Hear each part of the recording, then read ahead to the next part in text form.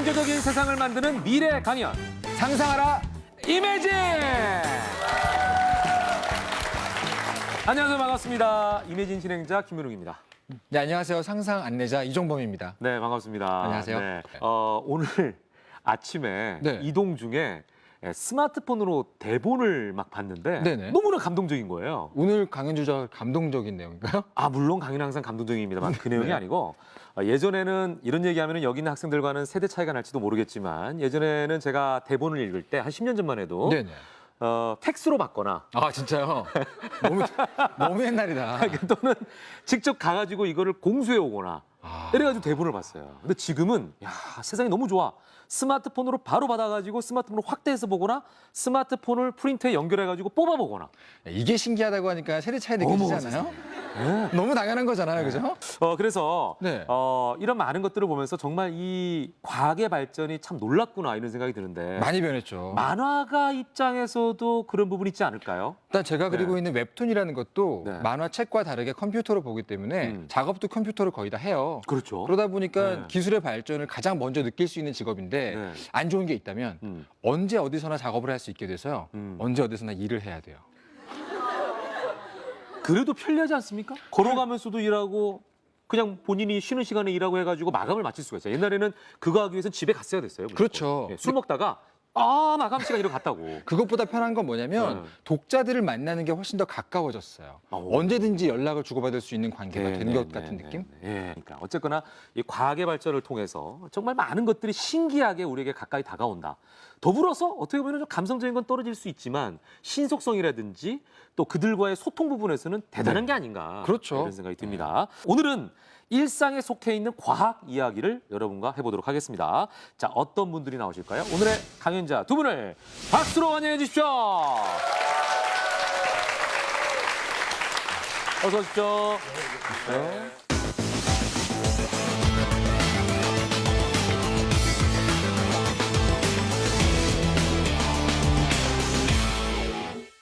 오늘 아까 말씀하셨던 네. 그 주제가 일상 속의 과학이라고 하셨잖아요. 그렇죠. 근데 물리학하면 좀 일상과 거리가 멀게 느껴지는데요. 그 두 개가 어떻게 만날 수 있을까요? 지금 제 얼굴을 비추고 있는 불빛 네, 네. 그리고 여러분이 듣고 있는 이 스피커를 통해서 그 크게 네. 그 합성. 증폭된 소리 네. 모두 다 물리학입니다. 진짜 듣고 보니까 우리 모든 게 다 물리학과 연관이 있긴 하네요. 근데 거기에 응용이란 글자가 붙으면 네. 또 헷갈리는 게 있어요. 응용 물리학은 그냥 물리학하고 다른 점이 있나요? 예, 응용 물리학이 더 어려운 걸 하는 건 아니고요. 네. 기존의 물리학과에서 하던 교과 과정을 비슷하게 따라가는데요. 네. 그 중에서 이제 대학마다 특성화하고자 하는 분야를 갖다가 특성화하고요. 저희 한양대학교 같은 경우에는 미래 소자를 개발할 수 있는 인력을 양성하기 위한 네. 과정을 갖다가 더 넣었습니다. 네. 미래 소자. 그러니까 미래 소자. 미래 소자죠. 그러니까 더 지금에 있는 기술을 더 응용해가지고 그렇죠. 더 선진적인 뭔가를 발견할 수, 또 발명할 수 있는 예. 그런 인재를 개발하는. 그렇습니다. 자, 물리학을 기반으로 한 오늘의 주제 과연 뭘지 먼저 확인해 보겠습니다. 화면 보여주시죠. 물리학자가 말하는 네트워크 세상이라는 주제로 먼저 이야기를 나눠보도록 하겠습니다. 네트워크 세상. 근데 우리가 이 네트워크란 말을 많이 쓰긴 하는데 과연 어떤 세상인지는 잘 모르는 것 같아요. 인터넷 세상을 얘기하나요? 아니면 어떤 걸 얘기할까요? 인터넷도 물론 포함하고요. 네, 네. 인터넷 말고도 사람 그리고 연결을 지을 수 있는 모든 것이 연결되어 있는 그 연결 맺음의 과학을 연구하는 게 바로 네트워크 과학이라고 할 수 있습니다. 연결. 네. 모든 걸 다 연결되어 있는 그게 네트워크다. 네. 저는 인터넷 외에는 딱히 떠오르는 게 없긴 한데요. 네. 김범주 교수님께서 보시는 네트워크 세상은 어떤 모습인가요? 우리 속담에 네. 구슬이 서말이어도 꿰어야 보배다라는 말이 있잖아요. 그거 완전 옛날 속담인데. 제가 좀 부자됩니다. 요즘에는 구슬이 서말이면 갖다 팔아라.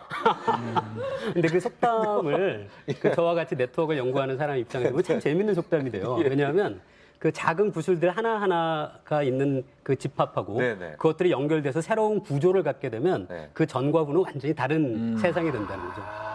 그러니까 구슬 하나하나가 가지는 가치하고 이거를 꿰어서 연결돼 있을 때 가치하고 다르다. 예, 그 맞습니다. 말씀이신 거죠? 자, 물리학자가 말하는 네트워크 세상은 과연 어떤 모습일까요? 그렇다면 지금부터 직접적으로 강연을 통해서 한번 알아보도록 하겠습니다. 먼저 김범준 교수님의 강연, 여러분 박수로 함께하겠습니다.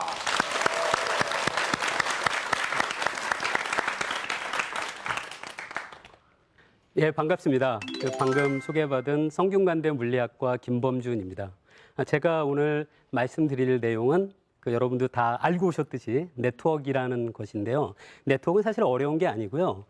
많은 점들이 있고 그 점들이 다 하나하나씩 선으로 연결되어 있는 어떤 대상, 그거를 네트워크라고 부릅니다. 방금 말씀을 들으셨겠지만 그래서 네트워크라는 그런 개념으로 우리가 이해할 수 있는 것들이 굉장히 많아요. 그러니까 여러분이 주변에 있는 친구들하고 맺는 그런 친구 관계도 네트워크고요. 여러분이 컴퓨터를 이용한다고 하면 컴퓨터 하나하나가 다른 컴퓨터하고 연결돼서 정보를 주고받는 인터넷도 네트워크이죠. 자, 제가 지금 여러분 앞에 보여드리고 있는 네트워크 있는데요. 이 네트워크는 사람들 사이의 네트워크예요. 근데 여기서 보면 작은 점들이 보이실 텐데요. 이 작은 점 하나하나는 사람이고요. 이 사람들이 서로 지금 보면 선으로, 녹색 선으로 연결되어 있는 게 보일 텐데요.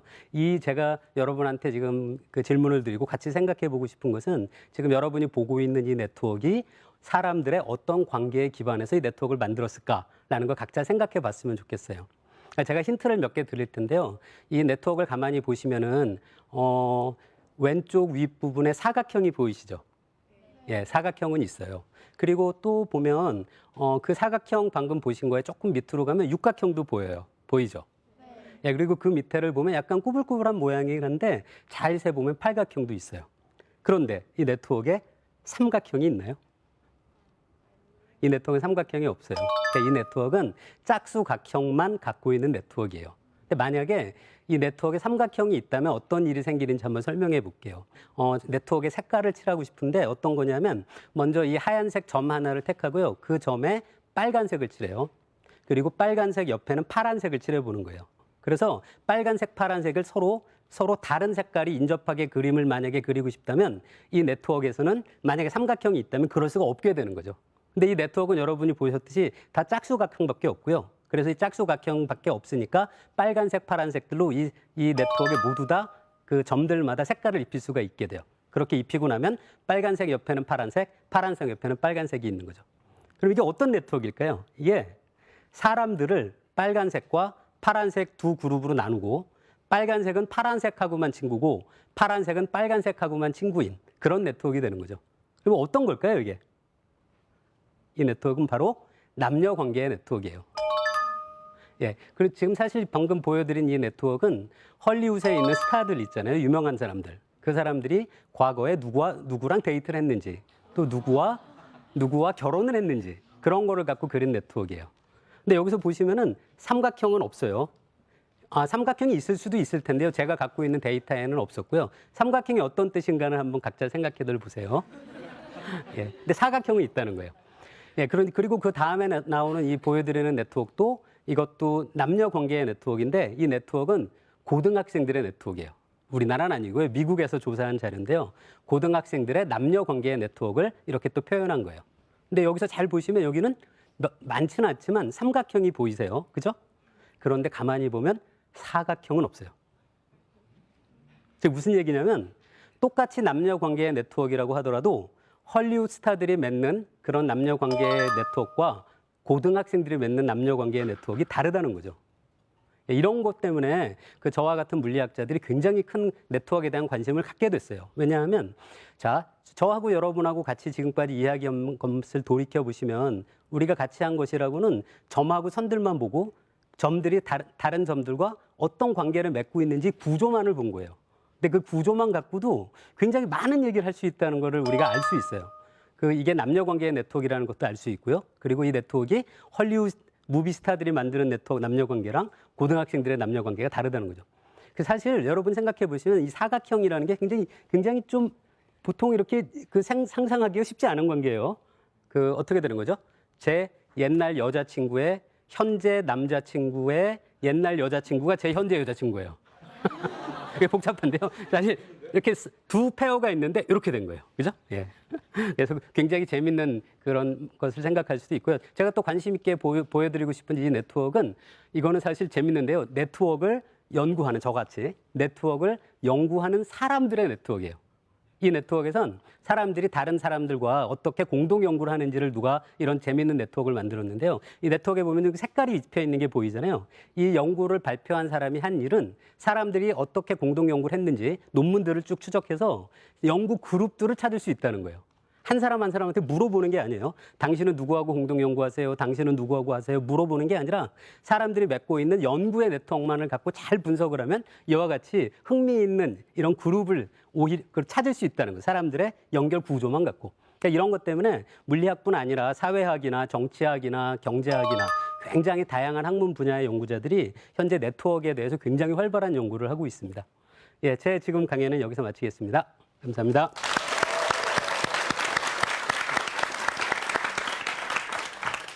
저는 신기한 게 말이죠. 헐리우드 스타들은 그러니까 삼각형이 없고 미국에 있는 한 고등학교는 삼각형만 있고 그러면 이걸 어떻게 우리가 결론 내릴 수가 있을까? 곰곰이 생각해봤는데 고등학생들은 삼각 로맨스를 많이 하는구나. 뭐 그죠? 짝사랑을 한다거나 네. 한 명의 이성을 두 명의 동성이 같이 좋아한다거나 그러니까. 뭐 이런 얘기를 하는 건가요? 네. 예, 그렇게 볼 수 있습니다. 그럼 팔각형이 나온 그건 뭔가요? 그거는 이제 많이 돌아가지고 그 사람이 가지고 되는 거죠. 그거는 맞습니다. 다행이죠. 헐리우드는 그럴 수 사각형이 있나요? 최악이에요. 사각형이 좀 이상해요. 그래요? 생각해보면. 사각형이 이상하죠. 아주 그 이상합니다. 과거에 아바라는 유명한 그룹이 네. 남자들 여자들이었는데 네. 예, 부부였다가 이혼하고 이 X자로 또 결혼을 네. 했거든요. 그게 사각형이 되는 거군요. 예, 맞습니다. 그렇죠. 그러니까 생각만 해도 어쩌면 좀 끔찍하지 않아요? 이종범 작가랑 저는 아무 상관이 없는데 둘 사이 여자 잠깐만요. 잠깐만요. 네. 상상하지 말죠. 근데 굉장히 흥미로운 시각인 것 같아요. 재밌네요 이게. 네. 예. 자 어쨌거나 이 물리학자로서 바라본 네트워크 세상에 대해서 저희가 얘기를 들어봤는데 사실 이게 물리학자의 시선은 우리 일반인의 시선과는 좀 다르다고 할 수 있을까요? 어떤 관점에서 이런 걸 파악하시는지. 물리학자들이 잘 하는 것이 어떤 게 있냐면 굉장히 많은 데이터를 이용을 해서 어떤 의미 있는 결론을 정량적으로 그리고 보편적으로 추출하는 걸 굉장히 잘합니다. 그 빅데이터에 좀 관심이 네, 정확히 바로 그 말씀인데요. 아. 큰 네트워크에서 어떤 의미 있는 결과를 추출하는 그런 것들을 물리학자들이 굉장히 잘 하고 있다고 저는 자부를 하고 있습니다. 자 혹시 궁금한 점이 있거나 의견 있습니까? 오늘 예. 어떤 질문이 있으신지? 오늘 해주신 말씀이 어떤 실질적인 그런 어떤 물리학하고 좀 떨어져서 어떤 사회학이나 인문학하고 가까운 말씀을 해주신 거 아닌가 해가지고 오늘 해주신 말씀이 어떤 물리학의 어떤 그 관계하고 구체적으로 어떤 뭐 이런 연관 관계가 있는지 그런 게 좀 궁금해갖고 질문드리게 됐습니다. 예, 지금 선생님이 질문하신 것들이 네. 사실 제가 굉장히 많이 듣는 그런 질문이에요. 그리고 저도 그런 고민들을 많이 하기도 합니다. 네. 근데 제가 생각하고 있는 물리학이라는 건 어떤 자연 현상이나 사회 현상이나 그런 우리 주변에서 벌어지고 있는 일들을 보는 어떤 시선이라는 생각을 저는 해요. 그래서 물리학에서 사용하는 어떤 방법이나 개념을 이용을 해서 자연 현상을 설명하려고 시도할 수도 있고요. 그리고 오늘 여러분한테 말씀드린 것처럼 어떤 사람들 사이의 관계나 사회 현상이나 혹은 인간에 대해서나 그런 것도 물리학자들이 독특한 눈이 있습니다. 그런 것들을 보는. 그래서 저는 이런 거, 그래서 네트워크에 대해서 연구하는 것도 물리학이다라고 생각하고 있습니다. 아 예. 자 손솔 교수님께 여쭤볼게요. 그렇다면 물리학자에게 네트워크는 한마디로 표현하면 어떻게 얘기할 수 있을까요? 예, 그 물리학자에게 네트워크란 네네. 상상의 마당이다라고 표현하고 싶은데요. 네네. 기존의 물리학에서는 네트워크 이전에 격자라는 것이 있었습니다. 격자. 격자라는 것이 무엇이냐면 이렇게 규칙적으로 배열돼 있는 거죠. 지금 여기 학생들이 네. 규칙적으로 배열돼 있죠. 네네. 어떤 원자 같은 것이 규칙적으로 배열돼 있을 때 물성이 나타나거든요. 그 규칙적인 연결이라는 것이 사각형이 될 수도 있고 삼각형이 될 수도 있고 네. 혹은 정사면체가 될 수도 있거든요. 근데 탄소 원자 하나가 만약에 정사면체를 이루면은 그건 다이아몬드가 됩니다. 그런데 그 탄소 원자가 육각형으로 판 모양으로 배열되면은 그거는 연필이 됩니다. 흑연이 돼요. 그런 식으로 같은 원자더라도 어떤 식의 연결 관계를 갖느냐에 따라서 물성이 바뀌는데요. 이게 네. 기존의 물리학이었다고 할 수 있습니다. 아. 그런데 네트워크로 바뀌는 건 뭐냐면요. 이런 규칙적인 균일한 연결이 아니라 우리는 좀 더 일반적인 불균일한 연결도 볼 수 있다는 겁니다. 그래서 제가 상상의 마당이다라고 표현해봤습니다. 자 그럼 본격적으로 사회 현상을 바라보는 또 다른 물리학자의 시각 어떤지 저희가 본격적으로 들어보겠습니다. 자 손승호 교수님의 강연 박수 부탁드립니다.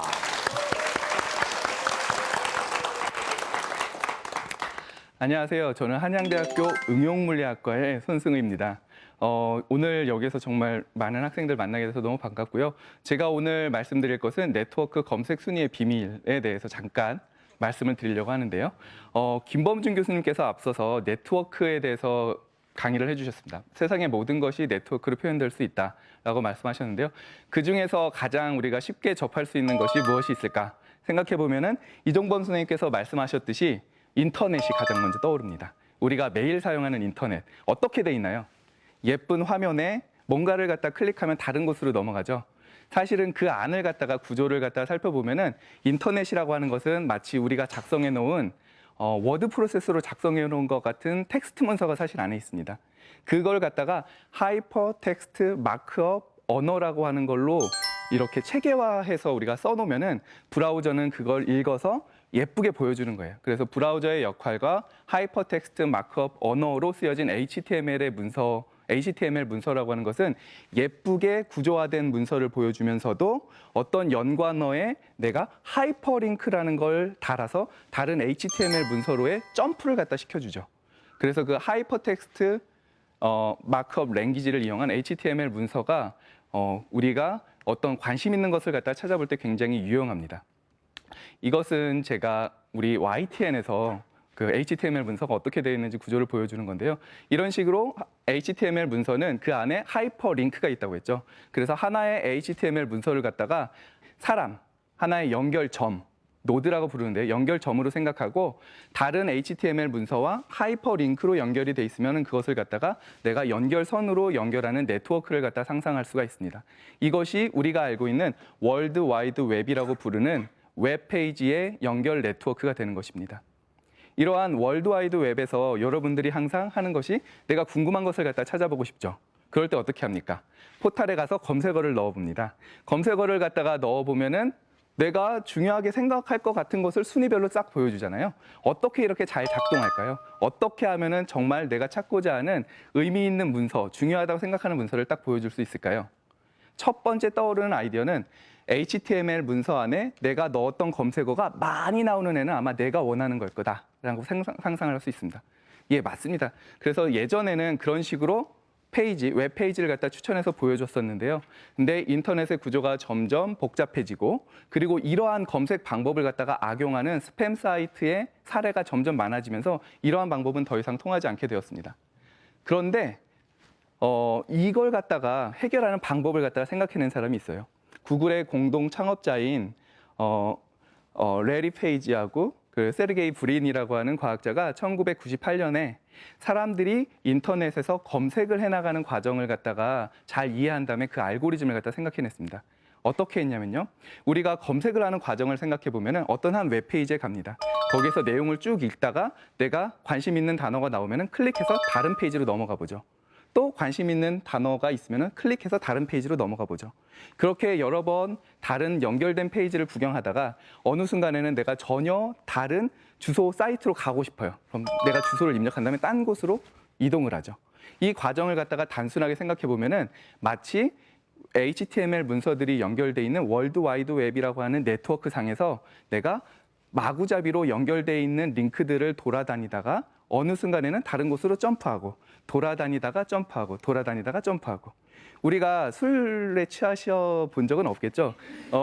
마구잡이로 막 이렇게 걸어 다니는 것을 갖다가 랜덤워크라고 부릅니다. 네트워크 위에서 랜덤워크를 하면서 내가 막 퍼져나가다가 다른 데로 점프하고 이 과정을 갖다가 그대로 사용한 게 바로 구글에서의 알고리즘, 검색해서 좋은 페이지를 갖다 추천해주는 알고리즘이에요. 만약에 전 세계 사람들이 동시에 인터넷에 접속해서 그런 식으로 페이지를 갖다 검색한다고 상상을 해봐요. 그럼 어떤 페이지에는 사람들이 많이 몰려 있을 거예요. 그죠? 어떤 페이지에는 사람들이 적게 모여 있어요. 그럼 내가 검색어를 넣었을 때 어떤 페이지가 정말 중요한 페이지가 될까요? 아마도 사람들이 많이 모여 있는 페이지가 중요한 페이지가 될 겁니다. 그것을 HTML 문서들이 연결되어 있는 그 구조만을 갖다가 얻고 페이지의 내용은 그렇게 중요하지 않아요. 연결 맺음이 더 중요한 거예요. 그 연결 관계를 갖다가 이용해서 수학적으로 계산해서 순위를 갖다가 쫙 매겨놓는 방식이 바로 페이지 랭크라고 하는 그런 방식입니다. 그래서 우리가 인터넷을 갖다가 살펴보면은 사용자들이 많이 있는 그런 페이지가 중요하다고 생각할 수 있는 거죠. 그런데 이러한 방법이 그냥 우리가 웹페이지를 갖다가 보여주는 데에만 사용되는 것이 아니고요. 논문들 사이에서 어떤 논문이 정말 가장 중요한 논문일까? 라고 하면은 논문들 사이의 연결관계에서 랜덤워크를 막 했을 때 어느 논문을 사람들이 가장 많이 보고 있을까를 살펴보면 되는 거고요. 그 안에서 우리가 어떠한 논문이 가장 중요한지를 갖다가 알 수 있고 또 혹은 한 번도 같이 경기를 해보지 않은 테니스 선수들의 경기 기록을 갖다 다 모은 다음에 역사상으로 어떤 테니스 선수가 가장 유능한, 가장 강력한 플레이어일까를 갖다가 추측하는 데도 사용될 수가 있습니다. 이런 식으로 네트워크 위에서의 확산 과정을 갖다가 활용할 수 있는 범위는 굉장히 많다는 것을 잠깐 소개해드렸습니다. 이것으로 제 강의를 마치겠습니다. 감사합니다.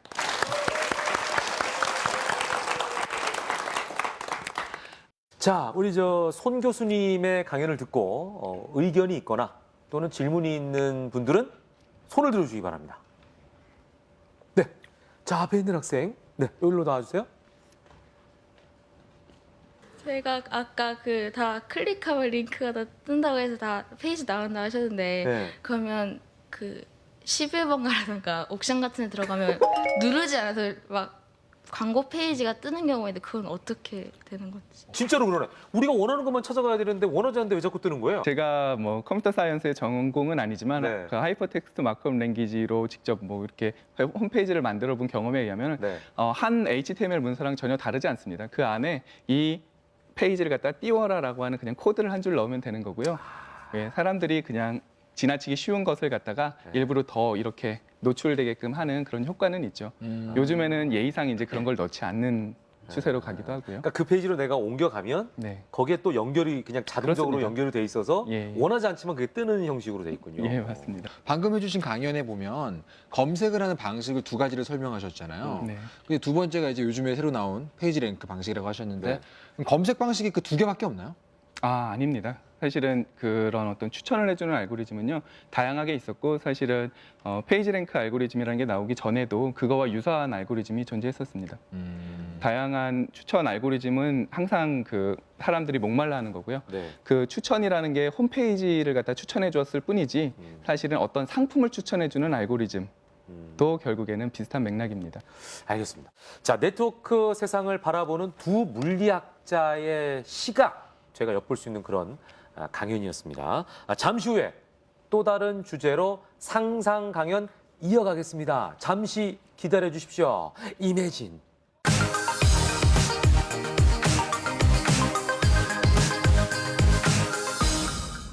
과학의 힘으로 진실을 밝힌다.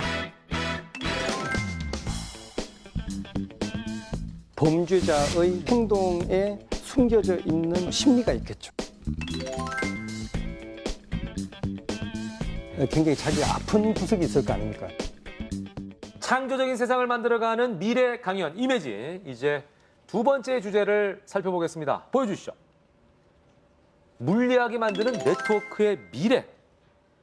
이것도 굉장히 좀 추상적이기도 하면서 어려운 숙제가 아닌가 이런 생각이 듭니다. 자, 김 교수님. 물리학이 없다면 네트워크는 어떻게 될 것 같습니까? 두 개의 관계성이 굉장히 중요하겠죠?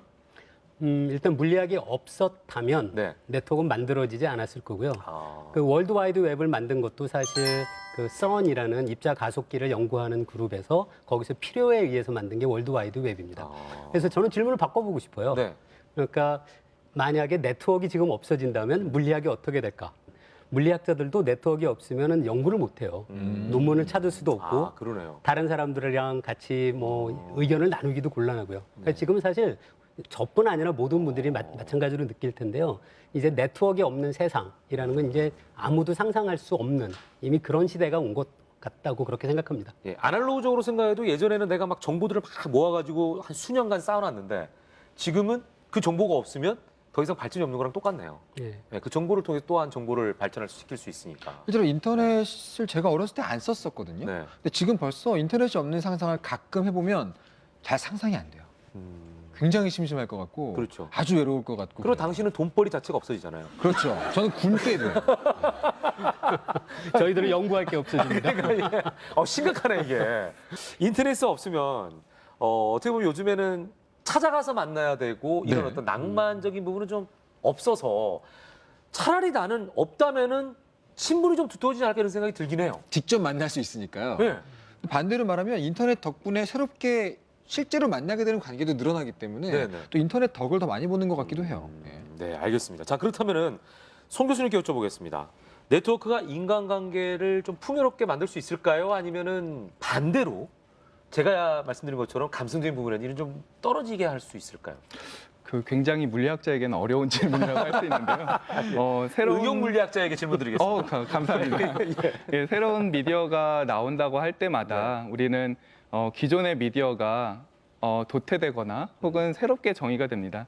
예를 들어서 예전에는 응답하라 199에 보면은 삐삐라는 게 있죠. 네. 요즘에는 아무도 사용하지 않지만 우리는 많이 사용했었잖아요. 우리라고 하지 마시죠. 저 갑자기 내가 반응을 너무 격하게 했네. 삐삐가 뭐죠? 예. 그런데 우리는 이제 네. 스마트폰이 생기면서 네, 어떤 네. 뭐 삐삐라는 매체는 네. 도태됐죠. 네. 그런 식으로 어떤 새로운 미디어가 들어올 때마다 그 미디어가 재정이 되는 것 같습니다. 그 안에서 우리는 더 풍요로운 연결관계를 가지기도 하지만 네, 네. 그 안에서 또 새로운 고독을 느끼는 것이 인간의 본성이 아닌가 그런 생각을 좀 합니다. 네. 자, 그래서 이번에는요. 중요한 정보 전달 통로인 SNS에 대한 이야기. 손승우 교수님의 강연부터 시작하겠습니다. 박수 부탁드립니다. 예, 앞서 제가 네트워크 위에서의 확산 과정을 갖다가 잠깐 소개해 드렸었는데요. 그러한 확산 과정의 맥락에서 또 다른 하나를 갖다가 소개해 드리는 것이라고 볼 수 있겠습니다. 중요한 정보 전달 통로로서의 소셜 미디어에 대해서 말씀드리려고 하는데요. 작년 여름이었죠. 작년 여름에 소셜 미디어를 통해서 우리가 루게릭병을 앓고 있는 환자들을 갖다가 도와주자고 하는 이런 사회 운동이 일었었습니다. 아이스 버킷 챌린지라고 들어보셨을 거고 아마 여기서 이미 시행을 하신 분들도 많이 계실 거라고 생각을 합니다. 그 페이스북의 창업자 마크 주커버그가 빌 게이츠를 갖다 지목해서 여기 재미있는 또 영상을 찍어서 올린 빌 게이츠의 영상이 화제가 됐었는데요. 우리나라에서는 가수 팀이 미국에 사는 친구의 그 도전을 갖다가 받아들여갖고 한국에 소개되었고 또 다양한 통로로 한국으로 들어왔고 한국에 계신 많은 분들이 참여한 것으로 알고 있습니다. 저기 계신 김범준 교수님도 참여하셨던 걸로 알고 있습니다. 예, 그러한 우리가 사회 운동이 일어나는 것을 갖다가 잘 살펴보면은 어떻게 하냐면은 내가 알고 있는 사람한테 아는 관계에게 도전을 갖다가 주게 됩니다. 이걸 갖다가 거꾸로 이용을 하면은 우리는 사회 연결망을 갖다가 알아낼 수도 있는 것이죠. 물리학자는 이것을 갖다가 가지치기라고 하는 과정으로 이해를 합니다. 아이스버킷 챌린지는 내가 루게릭병 환자들의 그 고통을 갖다가 이해한다. 그리고서 내가 기부를 하겠다라고 약속을 하고서 얼음물을 갖다가 한번 뒤집어 쓰고 샤워를 하죠. 그런 다음에 3명의 도전자를 갖다가 지목을 하게 됩니다. 바로 아는 사람을 갖다가 지목하는 건데요. 그 3명의 도전자 중에서 만약에 1명이라도 도전을 받아들여 준다면은 그 이벤트는 계속될 수 있을 겁니다. 그러면은 중요한 게 무엇이냐면은 내가 지목을 했을 때 그 이벤트를 받아들여 줄 확률이라고 하는 것이 상당히 중요하다는 것을 알 수 있을 텐데요. 한번 다른 예를 갖다가 한번 들어볼까요? 요즘 학생들은 잘 모를지도 모르겠네요. 옛날에는 행운의 편지라는 것이 있었죠. 요즘도 있나요? 최근에 제가 받은 기억은 없는데요. 보통 제가 받았던 것은 7명을 추천하라고 했던 것 같은데요. 그럼 나는 행운의 편지를 24시간 안에 7명한테 복사해서 보냅니다. 그러면은 이 행운의 편지 이벤트가 계속되기 위해서는 얼마만큼의 평균적인 확률로 내가 그 편지를 보낸 것에 그걸 따라하는 사람이 생겨야 될까요? 그렇죠. 7분의 1이 되는 겁니다. 그런 식으로 가지치기 과정을 갖다가 우리가 생각을 하면은 어떠한 것이 어떻게 유행이 될 수 있을까? 혹은 내가 읽은 정말 깜짝 놀랄 뉴스가 어떻게 퍼져 나가는가를 갖다가 상상하실 수가 있습니다. 이것이 악용되면은 다단계가 됩니다. 다단계가 될 수 있고요. 그래서 제가 지금 말씀드리려고 하는 것은 소셜 미디어라고 하는 것이 우리가 신기하게도 내가 보고 싶은 뉴스를 갖다가 짠 하고 보여주죠. 그리고 내가 가고 싶은 음식점을 갖다가 추천을 해줍니다. 그것은 어떻게 이루어지는 거냐면은 내 친구가 좋아요를 누른 것, 내 친구가 추천을 했던 것을 갖다가 보여주는 역할을 하죠. 그래서 더 이상의 소셜미디어는 그냥 나의 친구의 소식만을 듣기 위한 것이 아니라 새로운 정보를 갖다가 아주 손쉽게 얻는 창이 되고 있습니다. 하지만 우리가 이 안에서 얻는 정보에 있어서는 굉장히 조심해야 된다는 것 한 가지를 갖다가 당부하고 싶습니다. 내가 소셜 미디어를 통해서 얻었던 정보는 어떠한 정보냐면 내 친구들이 좋아요를 눌러준 정보입니다. 그래서 그 안에서는 그것이 사실인지 아닌지를 갖다가 엄밀히 따지는 검증 과정이 필요한데요. 왜 그런가 하냐면은 사회 연결망을 맺다 보면은 나는 내 주위에 내 친구를 두고 싶어 합니다. 그 친구라는 의미는 나랑 말이 통하는 애, 나랑 정치적인 성향이 같은 사람, 혹은 나랑 종교적인 성향이 같은 사람들을 갖다가 주위에 두고 싶어 한다는 것이죠. 설사 다른 사람을 갖다가 소개받아서 친구를 맺었다고 하더라도 그 사람의 글을 이렇게 보다가 전혀 나랑 취향이 다른 것 같으면 친구를 끊어버립니다. 그것은 우리가 뇌의 연구를 갖다가 좀 공부를 해보신 분들은 뇌의 가소성이라는 게 있다는 것을 아실 겁니다. 우리가 활발하게 사용한 시냅스는 점점 강화되고 사용하지 않는 시냅스는 점점 도태됩니다. 근데 사회 연결망이라고 하는 것도 이러한 가소성이 존재를 해서 내가 정말 친하고 싶은 친구는 내 주위에 많이 두고 내가 싫어하고 싶은 친구는 점점 멀리 두게 됩니다. 그것을 어떤 의미로 생각을 한다면은 우리가 사용하고 있는 소셜 미디어라고 하는 것은 일종의 사회적인 뇌입니다. 소셜 브레인이라고 할 수 있는 거죠. 그런데 여기에서 나온 정보는 어떤 정보겠습니까? 나랑 생각이 비슷한 사람이 해주는 얘기입니다. 그래서 그 정보는 나의 동료들이 해주는 말이기 때문에 나의 의견을 정말 지지해주는 그런 의견들이 많죠. 하지만 그 뜻이 내가 사회 어디에 나가든지 나를 그렇게 지지해주는 사람이 내 곁에 항상 있다는 의미는 아닙니다. 특히 어떤 중요한 결정을 하는 사람들은 소셜미디어를 통해서 얻었던 의견 혹은 내 주변의 동료들에게서만 얻었던 의견을 갖다가 전적으로 믿고 결정을 내리는 우를 범하면 안 될 것입니다. 이것을 제 메시지로 이번 강연을 마치도록 하겠습니다. 감사합니다.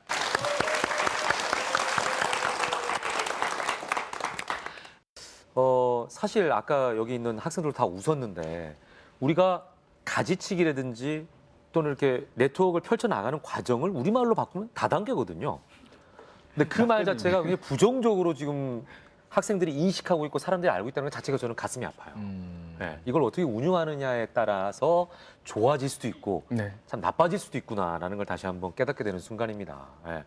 자, 또 우리 손 교수님 강연 듣고 궁금한 점이나 의견 있는 분들은 손을 들어서 표해 주시기 바랍니다. 오늘 이 강의는 어떻게 오시게 되셨어요? 친구가 유익한 강의 같이 듣자고 추천해줘서. 다단계군요. 정말 좋은 네트워크인데요? 그 친구는 어디 있습니까? 같이 왔나요? 네, 저기. 정말 좋은 친구를 두셨네. 이게 바로 퍼뜨려야 될 맞습니다. 좋은 의미의 좋은 다단계죠. 다단계 아닙니까? 자, 일단 우리 송 교수님께 질문이 있을 것 같은데. 네, 그 소셜 네트워크 상에서 내가 알 수도 있는 사람이나 혹은 친구 추천 같은 기능들은 어떤 원리로 작용되는 건지 알고 싶어서. 네. 그래 이거 궁금했어요. 네, 굉장히 진짜. 중요한 질문이에요. 네. 그것이 조금 이렇게 제가 지금 설명드리면 비인간적으로 들릴 수도 있지만 네. 쇼핑몰에서 상품을 추천해 주는 거랑 크게 다르지 않습니다. 뭐야? 그런 거예요? 예, 그 쇼핑몰에서 상품을 추천해 주는 원리 중에 하나가 네. 내가 기존에 샀던 것을 많이 산 사람이 샀던 물건을 다시 나한테 추천해 주는 방식이 있거든요.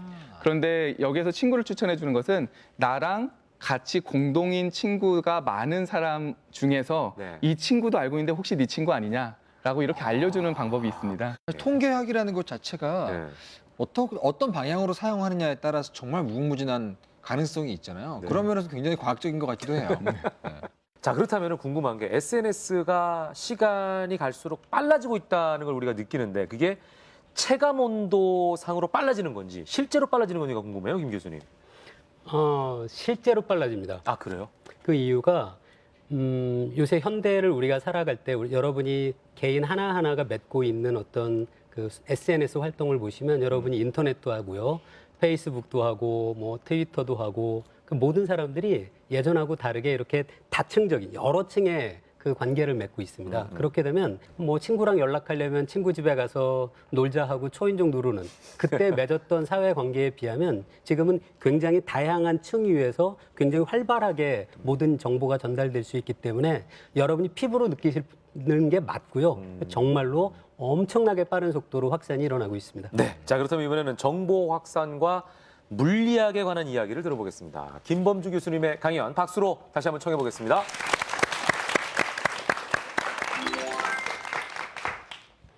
앞에서 손승우 교수님이 말씀하셨던 내용인데요. 지금 여러분이 보고 있는 그림은 바로 인터넷의 그림입니다.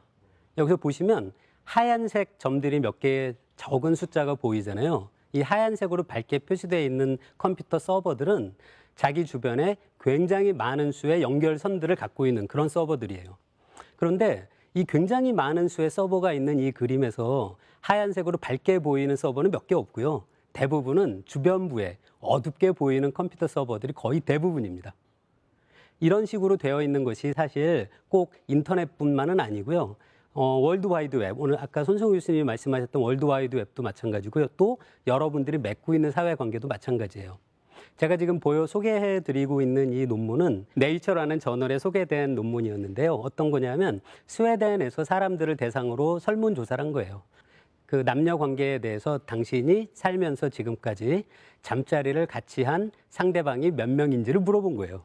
지금 자세히 보면 이 가로축, 세로축 모두 다 가만히 보시면 10, 100, 1000 이런 식으로 10배가 늘어날 때마다 똑같은 간격만큼 차이가 나도록 그렸습니다. 이런 것들이 로그 스케일로 그렸다고 우리가 얘기하죠. 그렇죠? 예. 이렇게 로그 스케일로 그렸을 때 지금 이 그림을 보면은 직선 모양이 보이는데요. 이 뜻이 뭐냐 하면 상대방, 그 어떤 그 관계를 맺고 있는 상대방의 숫자가 굉장히 많은 사람이 아주 소수 존재하고요. 그리고 상대방의 숫자가 적은 사람들은 굉장히 많다는 거예요. 이게 앞에서 보여드렸던 바로 이 네트워크, 인터넷하고 굉장히 흡사한 구조입니다. 이런 식으로 만약에 어떤 관계에 의해서 전염되는 그런 질병이 있다는 걸 한번 가정해 볼게요. 그러면 그 질병은 이 사람들 사이의 관계망을 통해서 굉장히 빨리 확산되게 됩니다.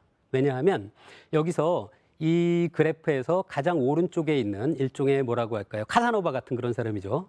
카사노바 같은 사람은 워낙 관계를 맺고 있는 상대방이 많기 때문에 그 사람이 일단 병에 걸리면 이 카사노바 같은 사람에 의해서 사회에 굉장히 많은 사람들이 갑자기 엄청난 빠른 속도로 이 질병에 걸리게 되는 거죠. 예를 들어 만약에 어떤 이런 관계에 의해서 퍼져나가는 질병을 막을 수 있는 우리가 약을 개발했다고 하고요. 그 약을 사람들한테 나눠준다고 생각해 봅시다. 그러면 이 약을 나눠주는 방법 중에 가장 쉬운 방법 중이라고 할 수 있는 게 그냥 서울역 앞에서 서 있다가 그 지나가는 사람들한테 약을 다 나눠주는 거예요.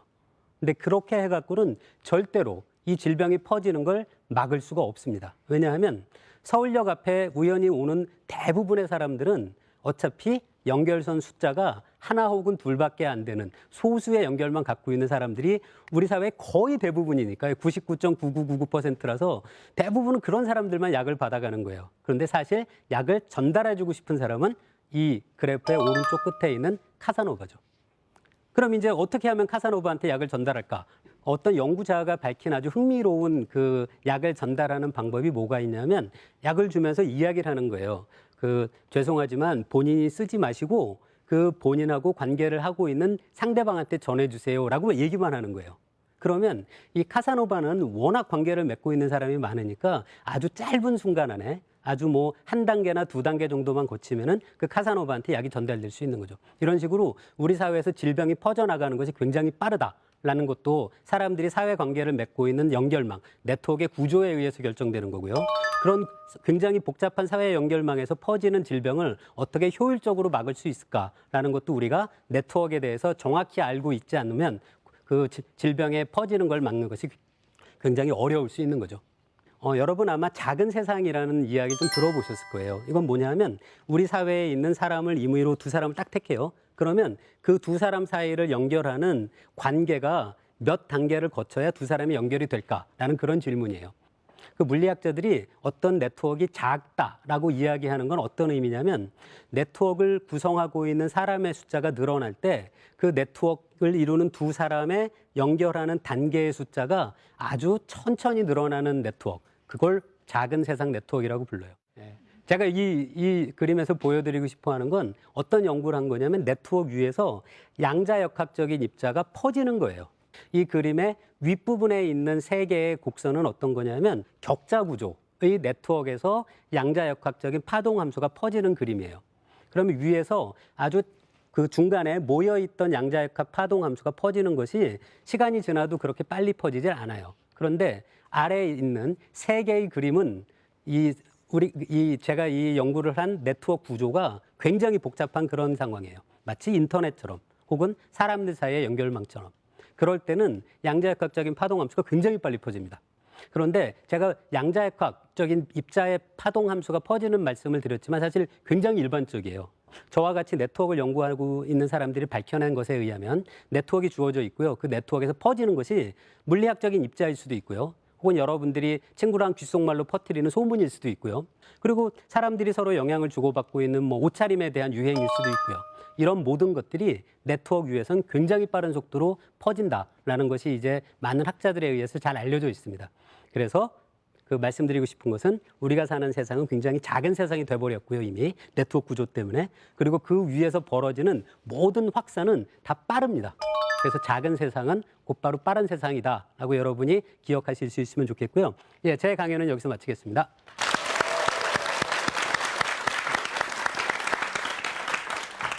결론적으로는 큰 세상에서는 솔로 대첩이 이루어질 수가 없겠네요. 작은 세상이니까 솔로 대첩이 가능한 거죠. 그렇죠. 그죠? 소문을 빨리 내가지고 어디 모여라, 쫙 모이는 거지. 일일이 돌아다니면서 모여라 하면 목 쉬는 거죠, 이제 이게. 예. 그런 어떤 그 네트워크와 빠른 확산에 대한 연관성에 대해서 강연을 해주셨습니다. 궁금한 게 하나 네. 생겼는데 그 SNS 상에서 음. 거짓 정보라거나 유언비 혹은 나쁜 소문 이런 것들은 굉장히 유용한 정보에 비해서 훨씬 빨리 확산되는 것처럼 느껴지거든요. 저는 그거는 왜 그런 걸까요? 아마 그 심리학을 하신 분이 더 잘 대답할 수 있을 것 같은데 이런 얘기 네. 있잖아요. 개가 사람을 물면 신문에 안 나지만 아, 사람이 개를 물면 신문에 나잖아요. 그래서 인터넷을 통해서 이렇게 예. 괴담 같은 것들이 퍼지는 예, 것들이 예. 초기에 들었을 땐 굉장히 신기한 소식들이에요. 그러니까요. 예. 그런데 흥미로운 것들이 좀 있습니다. 네, 이렇게 신기한 괴담 같은 소식들은 네. 말씀하신 것처럼 굉장히 빨리 퍼져요. 예. 그런데 제가 놀라웠던 경험을 하는 것이 이런 괴담 같은 경우에는 그 지속 시간이 길지가 않습니다. 그러니까 사람들이 이 네트워크에서 이 어떤 SNS에서 퍼지는 이런 일들이 있을 때 네. 일종의 자정 효과가 있는 것 같아요. 그래서 이런 이상한 괴담은 빨리 퍼지지만 금방 멈추고요. 정말로 의미 있고 모든 사람들이 읽고 나면 감동을 느끼는 그런 소식들은 좀 초기에는 늦지만. 좀 천천히 퍼질지 몰라도 굉장히 길게 살아남는다는 걸 제가 본 적이 있습니다. 그럼 어떻게 보면 이제 세상의 크기하고도 관련이 있지만 그 세상에 떨어지는 물방울 입자의 크기도 중요한 거네요. 아주 시적인 비유 같은. 아, 나 미치겠네, 이거. 나 왜 이렇게 된 거야? MC다면서 생각이 많아졌어요, 내가. 예. 자, 그러면 오늘 이 강의를 듣고 있는 분들의 질문이나 의견을 받도록 하겠습니다. 네, 저기 뒤에 계신 분 나와주시죠. 저는 중학교 때 SNS에 피해를 한번 받은 적이 있는데 친구가 대놓고 까는 거 있잖아요. 대놓고. 은근히 까는 것도 아니고. 네, 대놓고 이렇게 막 상처 SNS에 상처 주는 말을 하는 게 있잖아요. 네. 그런데 그런 게 미래를 봤을 때는 미래에는 저 같은 피해자가 생기지 않게 필터링 같은 거를 물리 쪽에서 만들어 주실 수 있을까 하는 바람이 있어서 네. 혹시 관련이 있을까 해서요. 근데 개인적으로 저는 궁금한 게 그 아픔을 어떻게 이겨냈어요? 아, 똑같이 하면 아, 복수로 이겨냈구나, 복수로. 복수보다는 좀 그쪽 말고는 다른 쪽으로 이겨버리면 되죠. 아, 똑같이 거기다가 이걸 올린 게 아니라 네. 아, 다른 쪽으로 나는 원래 너보단 좀 나은 사람이야. 이걸 보여줬군요. 그렇죠. 다른 SNS에서. 오. 아니, 실제로 정말 이 SNS의 폐해라고 할까요? 공해라고 할까요? 네. 무차별적인 어떤 공격이 가능한 또 공간이에요, 이게. 자, 이런 경우에 물리학적인 입장에서는 어떻게 필터링이 가능할까요? 아, 이거 어려운 질문인데요. 예. 예, 근데 네. 그 오늘 그 저하고 손승우 교수님이 말씀드린 것처럼 네. 네트워크라는 어떤 그 기본 골격이 있으면 네. 그 안에서 퍼지는 것들은 모든 게 다 빨라요. 좋은 소식도 빠르고 다른 사람에 대해서 욕을 하는 것도 빠르고요. 그래서 어떤 것들은 빨리 퍼지는 게 좋은 거고 어떤 소식들은 사실 이렇게 격리하고 우리가 관리해서 많이 퍼지지 못하게 하는 게 중요하잖아요. 네네네. 근데 그때 어떤 거를 그럼 초기에 네. 어떤 것은 이건 퍼뜨리는 게 좋은 소식이고 네. 어떤 거는 이거는 서로 아까 학생이 뭐라고 했죠? 깐다고 했나요? 예. 네. 그런 거는 하지 않도록 하고 라는 걸 초기에 만약에 우리가 만약에 디텍트 할 수 있는 그런 연구가 가능하다면 굉장히 도움이 될 수 있을 것 같은데요. 네. 근데 그런 건 저는 사실 그 분명히 가능하다고 생각해요. 그러니까 초기에 패턴 학원이 있나요 혹시 아니면? 저는 아닌데요. 아마 그 관심이 있는 분들이 분명히 있고요. 하고 있는 분들이 분명히 있습니다. 자, 어쨌거나 흥미로운 주제여가지고 네, 저희가 네. 먼저 흥분해서 막 질문을 막 드렸는데 그러게요. 오늘 나오셔서 어떠셨어요? 예, 오늘 그 과학자들이요. 네. 어떤 때는 자기가 하는 걸 갖다가 막 이렇게 얘기하고 싶은데 그런 통로가 없을 때도 있습니다. 가끔은 외로워요. 네, 네. 그런데 이걸 갖다가 네. 이렇게 신나게 얘기할 수 있는 자리여서 네. 기분이 좋았고요. 네. 그리고 무엇보다 잠깐 손을 잡아. 네. 서로 마지막이 저희 뭐 기도 이런 건 아니죠? 아닙니다. 굉장히 당황스러운데요? 잡았죠. 그러니까 네네. 제가 여기에 옴으로 인해서 사실은 새로운 연결을 갖다가 좀 하나 얻었습니다. 여기 선생님하고 선생님하고 이 연결을 얻을 때는 항상 새로운 연결을 얻는 것이 항상 기분이 좋죠. 요거를 훌륭하게 네트워크상으로 좀 확산시켜 주실 부탁드릴게요. 아, 예. 예. 아, 멋있다. 자, 우리 김 교수님 어떠셨습니까? 네, 저도 너무 즐거웠어요. 네, 네. 그 여학생들이 네, 이렇게 네. 과학 강연에 관심을 갖고 이렇게 찾아서 자기 시간 내고 뭐 지금 해야 할 굉장히 중요한 시간일 수도 있잖아요. 그런데 네. 이런 자리에 와서 이렇게 같이 호흡하면서 이야기할 수 있다는 게 너무 즐겁고요. 그리고 오늘 같이 하신 네. 두 분도 정말 감사하고 그렇습니다. 네, 저희는 두 분께 감사드리겠습니다. 앞으로도 이 네트워크 연구를 통해서 네트워크가 올바로 형성되고 우리가 올바로 이용할 수 있도록 두 분께서 좀 더 연구해 주시길 부탁드리겠습니다. 함께해 주신 두 분에게 박수 부탁드리겠습니다. 고맙습니다. 네. 감사합니다. 감사합니다. 오늘의 주인공 두 분 박수로 환영해 주시기 바랍니다. 어서 오십시오. 과학의 힘으로 진실을 밝힌다. 범죄자의 행동에 숨겨져 있는 심리가 있겠죠. 연쇄살인범은 그 심리적인 상태가 어떤가요?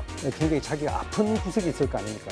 그런 부분을 콕 찌르면 순간적으로 눈을 탁 치켜뜨면서 살기를 느끼게 돼요. 아주 차가운 냉기를 느끼는데 순간적으로 그런 변하는 예. 거예요. 상상 안내자 이종범의 이매진. 오늘 강연 어떻게 정리해 볼 수가 있을까요? 오늘 강연의 초반부에 그림을 보셨던 것처럼 네, 네. 저는 사실 가끔 가다가 저희가 굉장히 보잘것없는 점 같은 존재라고 느낄 때가 있었거든요. 네, 네. 그런데 그 점들을 사실 다 이어보면 이렇게 큰 그림을 보면 옛날에 어렸을 때 했던 점입기 그림 같은 큰 그림이 나올 수가 있잖아요. 예. 그래서 네트워킹에 대한 얘기는 그런 걸 떠올리게 하는 얘기였어요. 네트워크 상에서 사람들을 만나고 얘기를 나누다 보면 내 안에서 저도 몰랐던 어떤 취향이라거나 나의 다른 면모들이 나오는 게 보일 때가 있거든요. 그것도 또 다른 종류의 새로운 발견이잖아요. 그렇죠. 그래서 좀 확장된 자기 자신을 위해서는 그 네트워크라는 것 안으로 이제는 적극적으로 좀 뛰어들어야 되는 세계가 되지 않았나 그런 생각을 하게 만든 강연이었어요. 저는 강연을 들으면서 내가 아직도 네트워크 밖에 있었구나. 라는 걸 느끼면서 제가 이 작가님의 말에 예. 동의합니다. 적극적으로 뛰어드실 때가 있겠어요. 뛰어들어야지 거기서 나만의 네트워크를 또 형성할 수가 있고 발전적으로 내가 성장할 수 있겠구나라는 생각을 네. 해보는 강연 시간이었습니다. 젊어지실 거예요. 결혼하겠군요. 자, 인간은 사회적 동물이다라는 말을 다시 한번 생각해 봅니다. 인간사의 네트워크는 너무나 중요한 역할을 하고 있죠. 사회적 동물이기 때문에. 근데 중요한 건 아까 이분이 다 얘기를 하셨어요. 그 네트워크를 우리가 얼마나 올바르게 사용하느냐 하는 주체는 바로 우리라는 생각입니다. 굳이 학자들이 아니더라도요. 네. 우리 하나하나가 할 수 있는 일이라고 생각해요. 네, 그렇습니다. 자, 올바른 네트워크가 대한민국의 올바른 미래를 형성한다는 그런 마지막 말씀과 함께 오늘 강연을 마치도록 하겠습니다. 저희는 다음 시간에 또 멋진 상상을 할 수 있는 그런 강연으로 함께하겠습니다. 여러분 고맙습니다. 감사합니다.